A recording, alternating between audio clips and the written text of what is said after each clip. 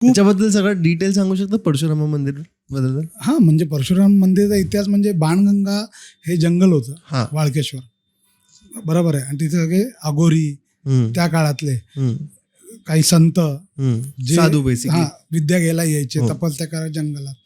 तर तिकडे जो अघोरी वर्ग होता हे वाचण्यामध्ये ही जी संत लोक यायचे ह्यांना लुबाडायची, कळलं ना. तर त्यातल्या काही लोकांनी तिथे देवाला विनंती केली, तर परशुराम देवाने त्या सगळ्या दंतांचा वध केला तिकडे.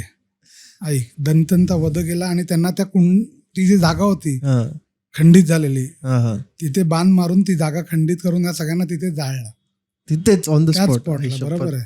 ती जागा झाली डिकेट, म्हणजे बरेच वर्ष. जेव्हा आपण आरतीमध्ये काय बघ, राम प्रगटले, परशुरामचा अवतार घेऊन राम प्रगट, माहिती ना आपल्या 6वा अवतार. तर तो तेव्हा जेव्हा राम आले, कळलं, तेव्हा त्यांनी परशुरामाचाच अवतार घेतला पुन्हा तिथे. आणि त्यांनी परशुरामांची आज्ञा येऊन तिथे बाण मारला की इथे खारं पाणी आहे, गोडं पाणी इथे कुणासाठीच नाही प्यायला, तर ही जागा तुम्हीच मला मोकळी करून द्या, तुमचाच बाण मला द्या आणि इथे मी बाण मारतो. तिथे 3 देवाचा उगम झाला. गंगा म्हणतो आपण, पण त्या गंगासोबत 2 देवे आहे, सरस्वती पण आहे, भागीरथी पण आहे.